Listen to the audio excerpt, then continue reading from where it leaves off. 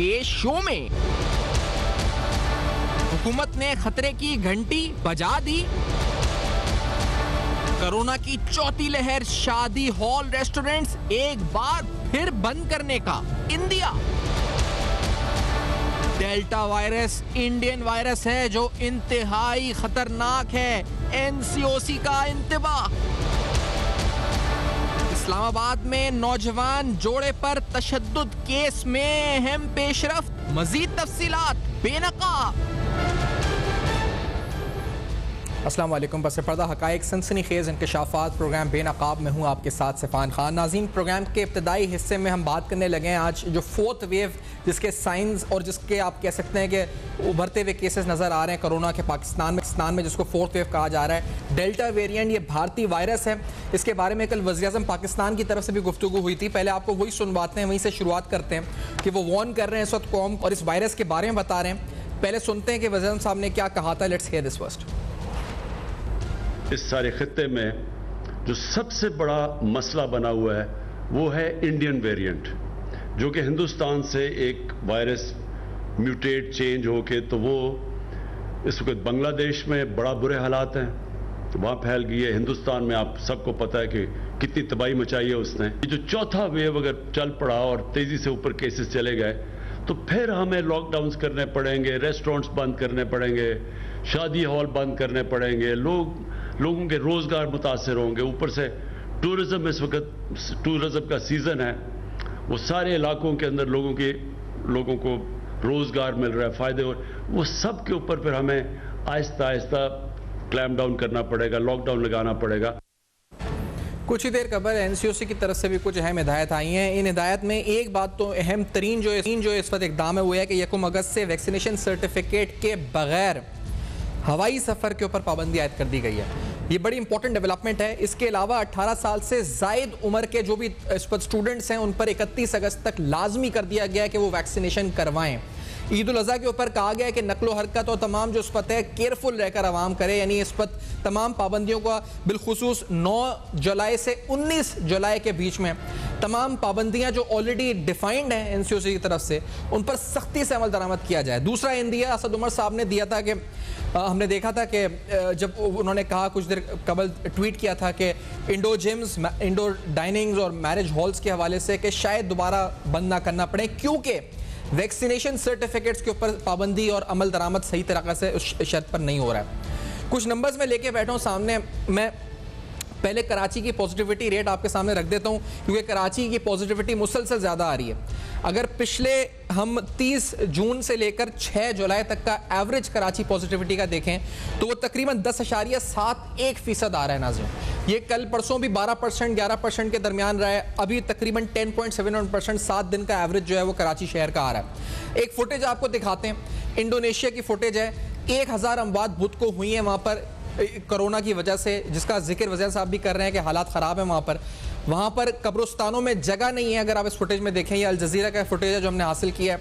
इसमें आप देख सकते हैं कब्रिस्तान, अस्पताल ये भर चुके हैं, बेड्स मिलना मुश्किल हो रहा है।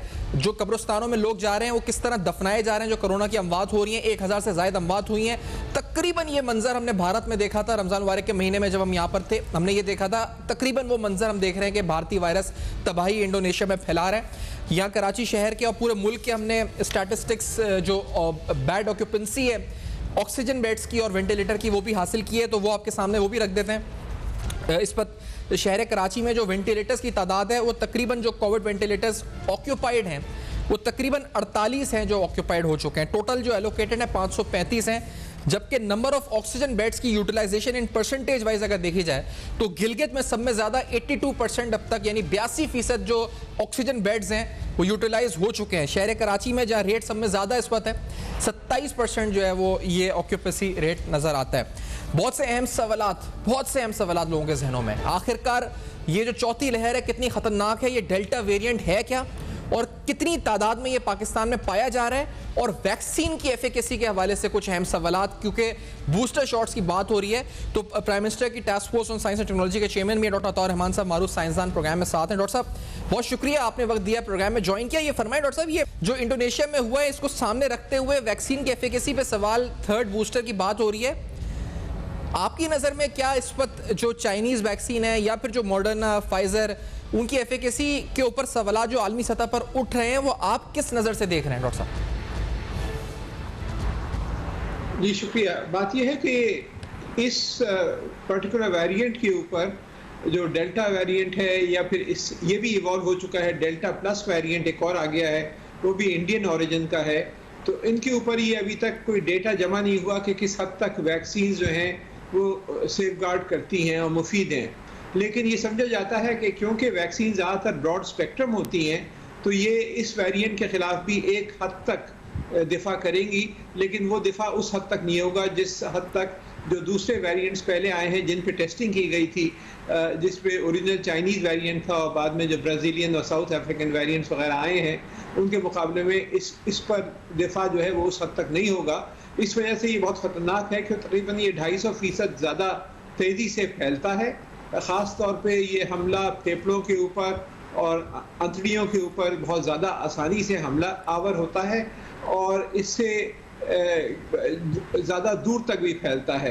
तो स्पाइक प्रोटीन होती हैं, आपने देखा ये फुटबॉल नुमा होता है वायरस और इस पर छोटी छोटी कांटे लगे होते हैं। तो कांटों के जो साख्त स्ट्रक्चर है उसमें तब्दीलियां आ गई हैं, जिसकी वजह से ये ज़्यादा आसानी से इंसानी खलियों में दाखिल हो रहा है और फिर ज़्यादा आसानी से मल्टीप्लाई करके सिस्टम को ओवरटेक कर रहा है।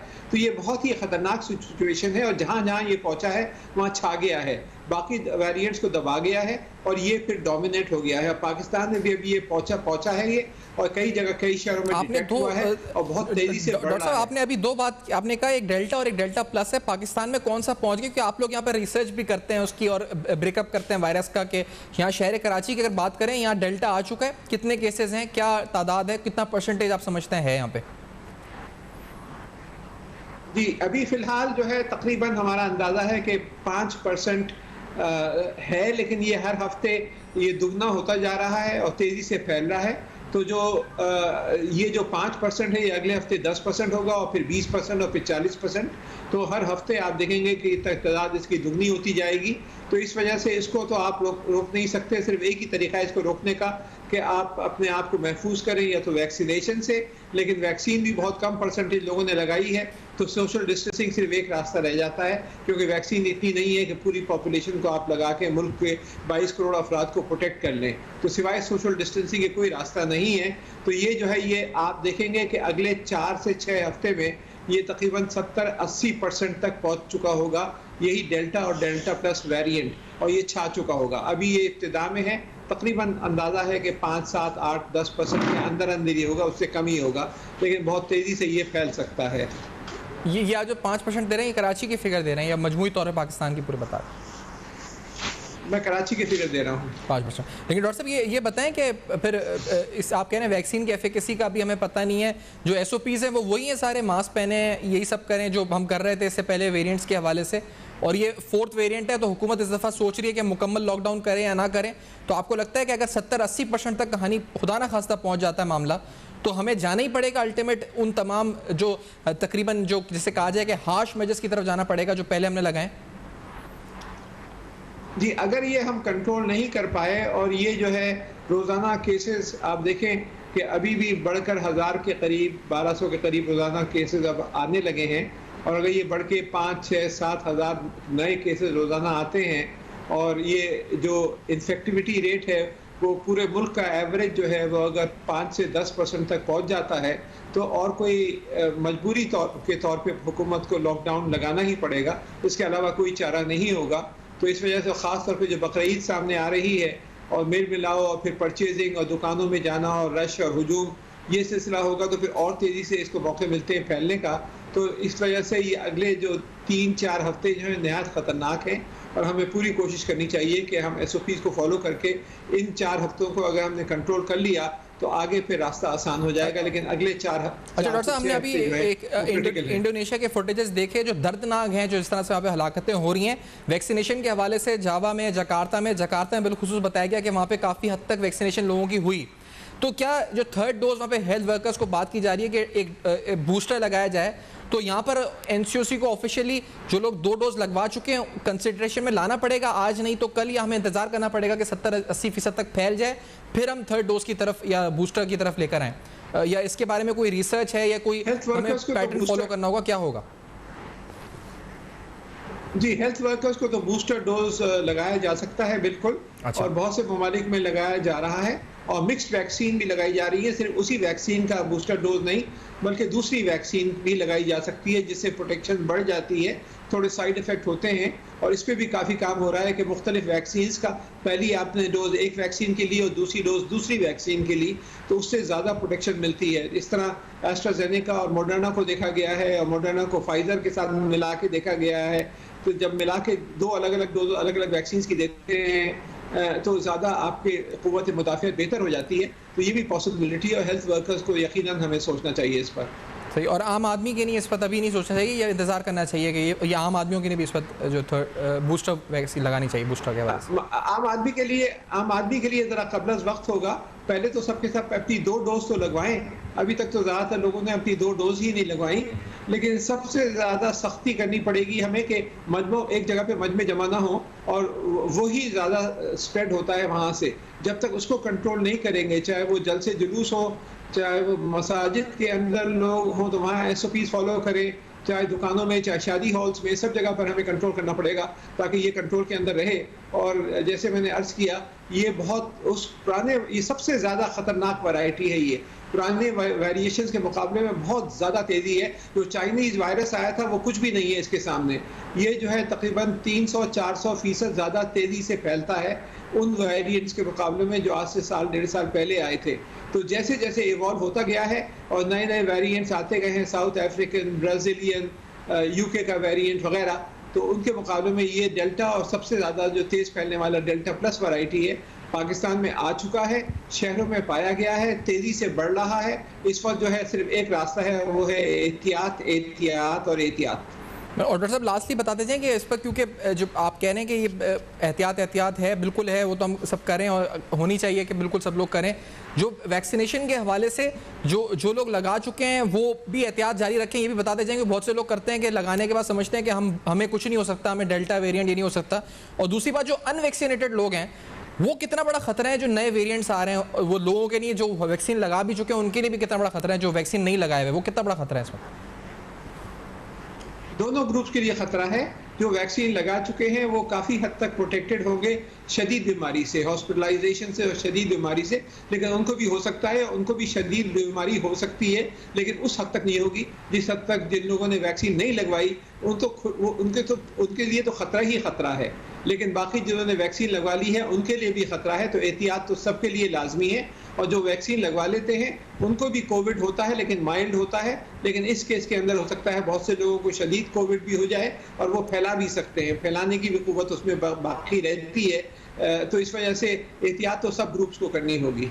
सही है, बहुत शुक्रिया डॉक्टर तौर रहमान साहब, आपने प्रोग्राम में ज्वाइन किया। आपने सुना नाज़रीन का ये वायरस है 5%, ये कहते हैं कराची में जो फिगर असल में डॉक्टर साहब से, क्योंकि ये रिसर्च करते हैं और ये बताते हैं कि कितना यहाँ पर है, 5% ये कहते हैं भारतीय वायरस डेल्टा वेरिएंट आ चुका है। खुदा ना खासा 70-80% तक ये आता है, तो ये कह रहे हैं ये फैल जाता है शहर में इस वक्त, और खुदा ना खास्ता ये सूरत हाल हो, खुदा ना खास्ता सूरत हाल हो, तो हमें बड़ी एहतियात करनी है। कुछ NCOC ने फैसले बताएं और उसके साथ साथ कुछ और इंपॉर्टेंट स्टैटिस्टिक्स हैं, डॉक्टर साहब की बातें थी। इस ब्रेक के बाद आएंगे तो एक और इंपॉर्टेंट केस जिस पर हम एक फॉलोअप आपके सामने रखेंगे इंशाल्लाह, उस्मान मिर्ज़ा के हवाले से, जो कि इंसान नुमा दरिंदा, इस वक्त आप कहा जाए कि एक दरिंदा है, आखिर गिरफ्तार है। गिरफ्तारी में पेशरफ्त क्या है, इन्वेस्टिगेशन में पेशरफ्त क्या है, इस केस में पेशरफ्त क्या है, सब कुछ आपके सामने हाजिर होंगे इस ब्रेक के बाद। हमारे साथ रहिए।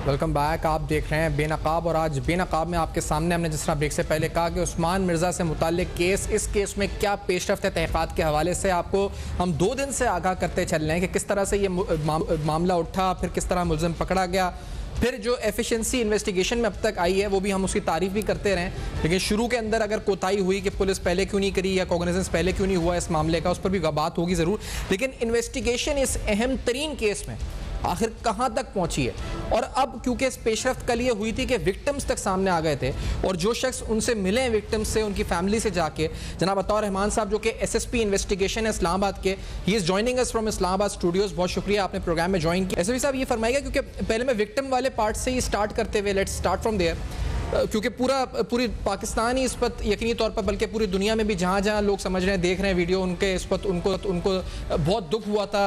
बच्चों के हवाले से लोग अब तहफ़्फ़ुज़ और इनसिक्योर फील कर रहे थे, अदम तहफ़्फ़ुज़ का शिकार थे। तो आप विक्टिम से मिले, उधर क्या हुआ उसका उस अहवाल से पहले स्टार्ट कीजिएगा प्लीज़। ऐसे जी बिल्कुल, आपने 2-4 बातें की हैं। सबसे पहले विक्टिम की जो बात है तो उनको ट्रेस करने में थोड़ा सा टाइम लगा, क्योंकि जिस तरह हमारी सोसाइटी है, जिस तरह हमारे सोशल टेबूज़ हैं, वो नॉर्मली हमारी इस सोसाइटी में इजाज़त नहीं देती, और इन्हीं की वजह से फिर जो इस तरह के दरिंदा सिफत इंसान हैं वो बहुत ही ज़्यादा दीदा दलेरी का मुजाहरा करते हुए इसी तरह की एक्ट्स रिपीट करती हैं। तो बड़ी मुश्किल से उनको ट्रेस भी किया, उनसे मुलाकात भी हुई, उनको सपोर्ट भी किया, उनको कन्विंस भी किया कि जी स्टेट आपके साथ खड़ी है, पूरी सोसाइटी आपके साथ खड़ी है और मीडिया आपके साथ है, सारे लोग आपके साथ हैं, लिहाजा आपको डरने की कोई ज़रूरत नहीं है, और जो भी है आपने बोल्डली हमें बताना है, जो ज़्यादती जो जुल्म आपके साथ हुआ है वो आपने हमें बताना है। तो उनको हमने कन्विंस कर लिया। तो उन्होंने कुछ वर्बली बातें बताई हैं, लेकिन चूंकि वर्बली ए सच उनकी लीगल वैल्यू का इशू होता है, लिहाजा जब वो इन राइटिंग हमें स्टेटमेंट देंगे, जो कि वो राज़ी भी हो गए कि जब हमने उनको उनकी सेफ्टी, उनकी सिक्योरिटी का यकीन दिलाया उनको, तो वो राज़ी भी हो गए। तो अब जब वो स्टेटमेंट देंगे तो उसके अकॉर्डिंगली हम करेंगे। लेकिन जहाँ तक मुल्ज़िमान और जो बाकी इन्वेस्टिगेशन का केस है, तो सबसे पहले तो अगर मैं प्लीज़ इसी पे पूछ सकूँ, विक्टिम के हवाले से, क्यों ये जो दोनों विक्टिम्स हैं, आपने कल बताया था एक जगह कि उनकी शादी अब हो चुकी है, तो आप मिले भी थे उनसे जाके, तो उन्होंने शादी कर चुके हैं, उस वक्त वो कहते हैं कि वो इस वक्त फियांसे थे और वो आई थी। क्या हुआ, क्या था, क्या अहवाल उन्होंने बताया था, किस तरह ये वाक़या हुआ था उनके साथ, ये बताइए। जी, जो हमारी इन्वेस्टिगेशन में अब तक कुछ आया है, मुख्तलिफ विक्टिम्स जो एक्यूज़ हैं उनकी स्टेटमेंट को सामने रखते हुए कि ये बेसिकली फियांसे यानी मंगेतर थे और यहाँ पे उन्होंने स्टे किया था बेसिकली। अच्छा। तो ये चूँकि किसी का रेंटेड बिल्डिंग थी और रेंटेड फ्लैट था, तो जिसका फ्लैट था उसका केयर टेकर से उन्होंने, उनका दोस्त था, तो उन्होंने उनसे इजाज़त लेके उनमें स्टे किया था। तो ये जिसकी फ्लैट था, तो उनको जब पता चला कि मेरे फ्लैट में कोई और अंदर जो है लोग आए हैं, तो वो उन्होंने बाग इन वो अंदर दाखिल हुए, और फिर जिस तरह वीडियो में भी नज़र आता है जिस तरह जुल्म ज़्यादती उन्होंने की। जी, फ्लैट बेसिकली उन्होंने किराए पे लिया था, और जो है उनकी चाबी किसी और उसके दोस्त के पास होती थी, क्योंकि वो नॉर्मली इस फ्लैट में ज़्यादा होता नहीं था, जो अब तक हमारी तफ्तीश है, जो कि कंक्लूसिव अभी तक ए सच कोई नहीं हुआ। तो मज़ीद इसमें हम इन्वेस्टिगेट कर रहे हैं। जब उनका स्टेटमेंट भी प्रॉपर इन राइटिंग आ जाएगी तो बहुत कुछ क्लियर हो जाएगा। आप जब कह रहे हैं कि प्रॉपर इन राइटिंग आ जाएगी स्टेटमेंट, इट मीन्स के 164 के तहत जो लीगली बयान होता है वो ये कलमबंद करने को तैयार हो गए हैं। ये अगर बहुत बड़ी डेवलपमेंट अगर ये हो गए तो यही बात है।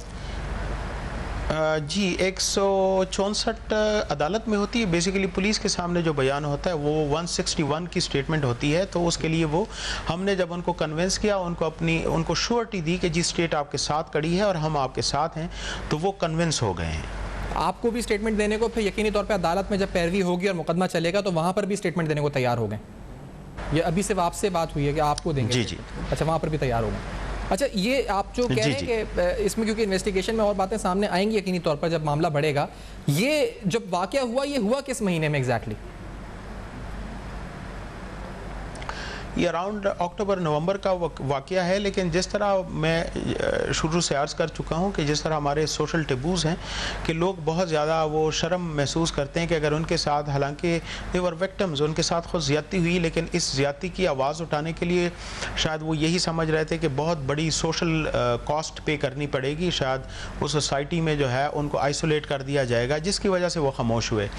तो वही बात कि जब तक रिपोर्टिंग पुलिस को नहीं होगी तो पुलिस ज़ाहिर बात है कॉग्निजेंस नहीं ले सकती, और रिपोर्टिंग ना होना शायद पुलिस और आवाम के दरमियान जो एक राब्ता है उसका फुकदान ज़्यादा नहीं है, बल्कि इस बात का है कि अगर हमने इस तरह की रिपोर्टिंग पुलिस को कर दी तो सोशली हम आउटकास्ट हो जाएंगे। ये हमारी एक सोसाइटी के कुछ डायनेमिक्स हैं जिसकी वजह से लोग नॉर्मली इस तरह के केसेस में रिपोर्टिंग नहीं करते। आपने दुरुस्त फरमाया, लेकिन ये बताइएगा कि फिर ये जब नवंबर में या अक्टूबर में वाक़या पेश आया, पहले तो जब वाक़या पेश आया तो उनको रेस्क्यू करने के लिए, यानी जब तक ये पूरा हमने वीडियो में जो देखा पूरा मामला फुटेज में, कि जिस तरह वो कमरे में वो आता है, वो जो भी कर रहा है वहाँ पे हरकतें, उसके बाद ये लोग वहाँ पर रहे कितनी देर रहे? मतलब या वहाँ से उनको किसी ने निकाला आके, या फिर ये खुद जब खुद चले गए ये उस्मान मिर्ज़ा वगैरह, फिर ये बाहर निकले, या किस तरह इनको खुद ही बाहर निकाल दिया? क्या हुआ, क्या किस तरह से निकले बाहर यहाँ से?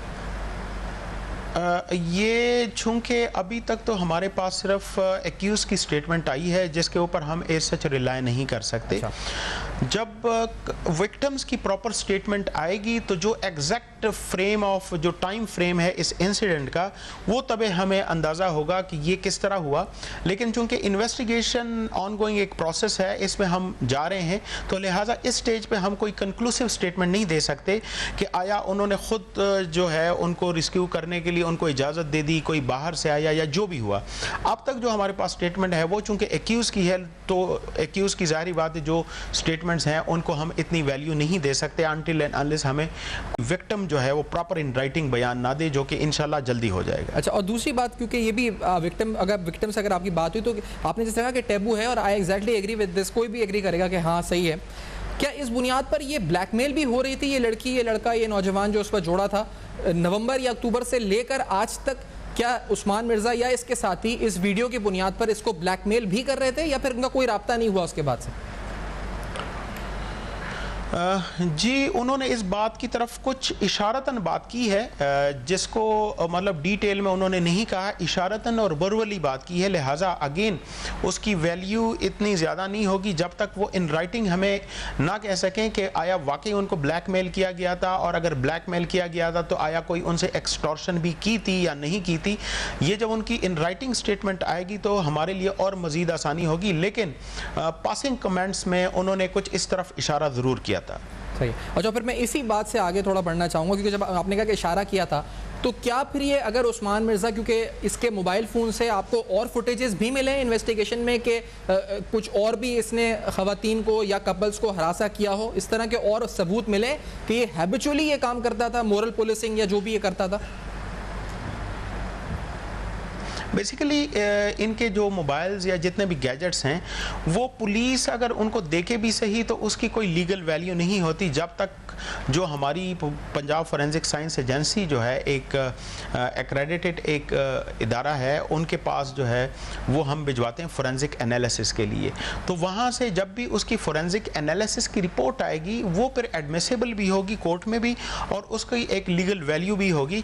लेकिन अब तक जो प्राइमा फेसाई हमारे सामने आया है तो इसी तरह का कोई एक्ट हमारे सामने नहीं आया। सोशल मीडिया पे उनकी बातें ज़रूर की जा रही हैं, लेफ़्ट राइट से भी लोग कह रहे हैं, लेकिन हमारे सामने बिल्कुल क्लियरली इस तरह नहीं नज़र आया। अच्छा, इस तरह आपके सामने कोई कंप्लेनेंट नहीं आया? और अगर आएगा जी तो जी ना कंप्लेनेंट आया है, ना इवन जो सोशल मीडिया पे भी इस तरह की बातें हो रही हैं। तो हम अभी इस आपके तवस्सुत से भी लोगों को हम बताना चाहते हैं कि अगर किसी के साथ उन्होंने ज़्यादती की है या किसी और ने ज़्यादती की है तो वो बेशक हमें रिपोर्ट करें। We are here with you and we will stand by you, हम आपके साथ खड़े हैं। लेकिन अब तक किसी ने कोई टेंजेबल एविडेंस के साथ बात नहीं की। जो भी आएगी इनके खिलाफ उस हवाले से भी ज़रूर कार्रवाई होगी। सही। और फिर उस्मान मिर्ज़ा जो खुद अक्यूज्ड है, उससे अगर आपने तफ्तीश के दौरान ये पूछा कि वो इससे पहले और काम ये करता था या नहीं करता था, उससे कुछ पता चला कि वो इससे पहले और धमकियां देना लोगों को या कुछ करना इस तरह की एक्टिविटीज़ में था इन्वॉल्व, हुसैन कपल्स के हवाले से? अगेन आई वुड से कि जिस तरह एक्यूज हमेशा उनको निगेट ही करते हैं, जो उनके ऊपर जो प्रूवन फैक्ट्स होते हैं वो उनको भी निगेट करते हैं। तो हमारी तफ्तीश उनसे जारी, और इसीलिए उनका मजीद हमने 4 दिन का रिमांड लिया है जो कि अदालत ने ग्रेस भी कर लिया है। तो इसमें हम उनसे ज़रूर तफ्तीश करेंगे कि अगर इस तरह का कोई और भी उन्होंने इंसिडेंट किया है, इवन इफ़ अगर वो रिपोर्टेड नहीं भी है, तो हम खुद उन कंप्लेनेंट से जो है कॉन्टेक्ट करेंगे और फिर उनके खिलाफ भी ज़रूर कार्रवाई होगी। सही। और ये बताएंगे जो फिर आप जब गए, आपका जो इनसे मिले नौजवान जोड़े से, तो इनके जो लड़के के वालिद थे या और जो लोग थे जिनसे आप मुलाकात हुई, उनके इल्म में ये पूरा वाक़या नहीं था जो अक्टूबर नवंबर में आया? उनके इल्म में बाद में आया ये वाक़या जब वीडियो आई है सामने? हमने इसमें ज़्यादा डीपली प्रॉप करने की ज़रूरत इसलिए महसूस नहीं की कि चूँकि ऑलरेडी वो बहुत ज़्यादा सोशल प्रेशर में हैं और एक ट्रॉमा से गुजर रहे हैं, तो हमने जो प्योरली तफ्तीश के हवाले से जो बातें करनी थी हमने उनको थोड़ा सा कन्विंस किया और सपोर्ट अपना एहसास दिलाया कि हम आपके साथ खड़े हैं, और उनको इस बात पे कन्विंस किया कि वो फोर्थ कमिंग हो, हमें अपनी स्टेटमेंट दे दें। तो इनको जो फैमिली इश्यूज़ इस हद तक थे हमने उनको नहीं छेड़ा, अलबत्ता उनको ये ज़रूर कहा कि जहाँ पे आपको प्रोटेक्शन की ज़रूरत पड़ती है तो स्टेट आपको ज़रूर वो भी फराहम करेगी, और आप सिर्फ डिमांड करें तो जो भी एग्जिस्टिंग लॉज हैं उनके अंदर रहते हुए हम आपको प्रोटेक्शन भी देंगे। सही। और फिर अब उस्मान मिर्ज़ा पे आते हुए कि उस्मान मिर्ज़ा के हवाले से आपकी तफ्तीश या आपको क्या इल्म, क्योंकि बहुत से लोगों के जहनों में सवाल है कि क्या ये पूरा नेटवर्क था, क्या ये कोई बहुत बड़ा हैबिचुअल क्रिमिनल था, या ये एक वन ऑफ वाक़या था। उसकी वीडियोस का जिक्र हो रहा है जिसमें असले की नुमाइश, पैसों की नुमाइश वो करता है। तो क्या था ये उस्मान मिर्ज़ा के बारे में, क्या आपकी राय है? जी, उस्मान मिर्ज़ा की जो हम तफ्तीश कर रहे हैं, हम तो स्पेशली इसी बात पे फोकस कर रहे हैं ताकि हमारी ये वाली जो इन्वेस्टिगेशन है ये फोकस्ड हो और प्रॉपरली इसकी हम कन्विक्शन भी करा सकें। जहाँ तक उसके दूसरे इंसिडेंट्स हैं जो अभी किसी न किसी सोशल मीडिया से रिफ्लेक्ट हो रहे हैं, तो वो बेशक हमारी नज़र से गुजर रहे हैं, तो उसका भी हम ज़रूर करेंगे। लेकिन इस सच जो एक ऑर्गेनाइज किस्म का क्रिमिनल होता है, तो हम फ़िलहाल जो हमारे पास एविडेंसेस हैं और ख़ासकर जो हमने उनसे तफ्तीश की है, तो वो ये सच नज़र नहीं आ रही। लेकिन अगर वो भी होगी तो चाहे वो ऑर्गेनाइज्ड है चाहे ऑर्गेनाइज नहीं है, हमारे लिए यही काफ़ी है कि उन्होंने इतनी बड़ी ज़्यादती की है, तो अगर उसने पहले नहीं भी किया तो यही काफ़ी है उसको सज़ा दिलवाने के लिए। सही। और दूसरी बात कि ये जो जैसा मैंने कहा कि लफ्ज़ हैबिचुअल है या नहीं है, वो इसलिए मैंने पूछा कि ये कहीं वो अपने लाइक्स बढ़ाने के लिए, अपना ट्रेंड बनाने के लिए, अपनी वीडियोस को ज़्यादा व्यूज़ देने के लिए, अपने टिकटॉक के ज़्यादा फॉलोअर्स बढ़ाने के लिए, क्या वो ये इस तरह के काम, इस तरह की वीडियोस, इस तरह के फुटेजेस इसलिए डालता था? आप उसकी नफ्सियात को अभी तक कुछ अगर समझ पाएँ, परख पाएँ अभी तक की तफ्तीश में? जी बिल्कुल। बेसिकली जितने भी इस तरह के सोशल मीडिया से क्लिप्स हमें अभी सामने नज़र आई हैं, जो कि बहुत सारी क्लिप्स में पुलिस शायद कॉग्निजेंस ना भी ले सके, जो कि हमारे एग्जिस्टिंग लॉज हैं उनके अंदर रहते हुए, लेकिन उसको अगर देखा जाए और साइकोलॉजिकली इसको थोड़ा सा एनालाइज किया जाए, तो शायद यही है कि ये ट्रेंड बनाने के चक्कर में है ये बंदा। और आजकल ये बड़ा एक बदकिस्मती से ये मामला चल निकला है कि हर कोई ट्रेंड बनाने के चक्कर में होता है, चाहे वो किसी बुरे काम का हो चाहे अच्छे काम का हो। अच्छे काम की तो हमें दाद देनी पड़ेगी, लेकिन बुरे काम के हवाले से अगर हम किसी को इस तरह का ट्रेंड मेकर बनाएंगे तो शायद जो उनको लाइक्स करते हैं शायद वो भी इतने ही मेरे ख्याल में इन्वॉल्व होते हैं जितना ये शख्स खुद है। तो इसके बारे में इसकी नफ्सियात बिल्कुल कुछ इस तरह ही लग रही हैं। सही। और मतलब ये कि उसे मशहूर होना है, चाहे गलत तरीके से हो मशहूर या सही तरीके से मशहूर हो। अच्छा, मशहूरी की बात होती है तो इंसान मशहूर होता है अपने घर वालों में, अपने रिश्तेदारों में, हल्का अहबाब में। आप लोग उसके घर भी गए हैं, बल्कि आप शरीक मुल्ज़िमान के घर भी गए हैं, मेरे इल्म में कि रेड्स आपने किए हैं। तो घर पर उस्मान मिर्ज़ा के घर पर आपकी क्या बात हुई? घर वाले उसके, उनका रवैया इसके बारे में या उनका तासुर इसके बारे में क्या था? क्या वो समझते थे कि वो इस तरह की हरकतों में है, या वो उसको बड़ा अच्छा समझते थे? क्या उनके जहनों में था? जी, नॉर्मली हमारी अगेन बदकिस्मती ये है कि जितने भी क्रिमिनल्स होते हैं तो बहुत सारे लोग बहुत ही शरीफ ख़ानदानों से भी होते हैं। उनके पेरेंट्स को ये पता ही नहीं होता कि ये इस तरह का है, तो वहाँ पे बहुत ही ज़्यादा परहेज़गार बन के वो ज़िंदगी गुजार रहा होता है, तो उनको इवन यकीन भी नहीं आता। तो यहाँ पे भी जब हमने रेड किए हैं तो तकरीबन मिलती जुलती सिचुएशन थी कि उनके पेरेंट्स को, क्योंकि कोई पेरेंट ये नहीं चाहेगा कि उनका बच्चा इस तरह बने। हाँ, थोड़ा सा पैम्पर करते हैं और गलत भी पैम्पर करते हैं, लेकिन शायद इस लिहाज तक और इस स्टेज तक वो नहीं करना चाहते कि उनका बेटा जो है लोगों के साथ ज़्यादती करता फिरे और क्रिमिनल बन जाए। और उस्मान मिर्ज़ा के हवाले से, क्योंकि एक हमने उसकी वीडियो देखी, आपने भी देखी होगी यकीनी तौर पे, जिसके अंदर वो शायद कोई और केस है जो जिसके अंदर उसके पे FIR हुई थी, शायद वो जेल में भी रहा उस केस में, जिसमें वो अपने फॉलोअर्स को बोल रहा है कि मैं 15 दिन या 20 दिन के लिए जाऊँगा, कुछ कमज़ोर लोग हैं वो मुझसे लड़ नहीं सके तो उन्होंने कानून का सहारा लिया, FIR हो गई है। और फिर अपनी FIR का चर्चा भी करता है अपनी वीडियोज़ के अंदर टिकटॉक की। लेकिन वो उसका माइंडसेट ये है कि वो कानून से शायद ताकतवर है ज़्यादा, उसके जहन में जो लग रहा है उसकी वीडियो से, और वो अपने फॉलोअर्स को भी ये मैसेज दे रहा है। तो आपकी जो जिस्मानी रिमांड है उसके बाद उसकी जहनी कैफियत बदली है, या अभी भी वो अपने आप को खुद से कानून से बालातर या एक ताकतवर सुपर नेचुरल कोई शख्सियत समझता है? क्या उसके जहन में अब है? बिल्कुल इस तरह की बात हरगिज़ नहीं है, और बड़े से बड़ा मुजरिम भी जब पुलिस के पास आता है तो वो अपने हैसियत में ही होता है, कोई इस तरह की बात नहीं। और पुलिस जो भी उनका अकॉर्डिंग टू लॉ उसका स्टेटस है वो उनको समझा भी देती है। तो इस तरह कोई नहीं है कि उसके जहन में कोई अकड़ है, कोई फ़ख्र है, कोई नहीं है। उसने जो काम किया है मेरे ख्याल में ये फ़ख्र करने वाला कोई नहीं है। तो अगर वो वीडियो में करता है, नॉर्मली वो टिकटॉक और ये इस तरह के ट्रेंड्स बनाने में के वक्त ज़रूर होता है, लेकिन पुलिस जो है जब ये आया है तो हम प्रॉपर इनको इन्वेस्टिगेट कर रहे हैं। तो कोई ऐसी बात नहीं है कि कोई वहाँ पे भी उसका कोई इस तरह का रवैया है, बिल्कुल ठीक ठाक है और हम उनको प्रॉपरली वो कर रहे हैं। ये जो दूसरी बात आपने की उसमें मसला ये है कि ये FIR हुई थी 28 अप्रैल को एक ताना सिहाला में, किसी के साथ उनकी लड़ाई हुई थी। तो इसमें बेसिकली उसकी ज़मानत हुई थी। तो ज़मानत से पहले उसने एक वीडियो चढ़ाई कि जी मैं जल्दी निकल आऊँगा, और वो फिर अंदर गया ही नहीं क्योंकि उसकी ज़मानत हो गई और वो बेलेबल ऑफेंस था बेसिकली। इसके बाद जब उसकी ज़मानत कंफर्म हो गई तो दूसरी वीडियो चढ़ाई।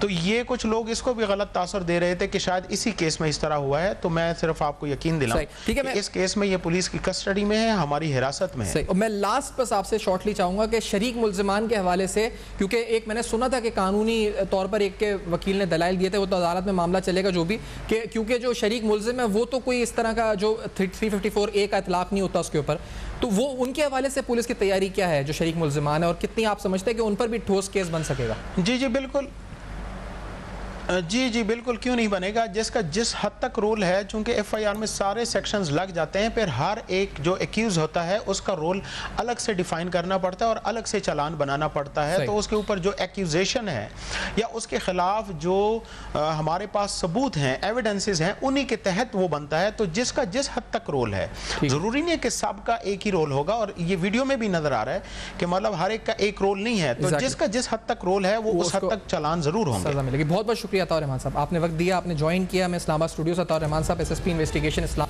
आप देख रहे हैं कि जो पेशरफ्त है इस केस में कानून के लिहाज से, जो उस वक्त कानूनी लिहाज से जो बढ़ रही है आगे, वो सारी आपको उससे आगाह किया है। इस ब्रेक के बाद हम सिर्फ कंक्लूड के लिए करने के लिए आएंगे इस प्रोग्राम को, हमारे साथ रहेगा।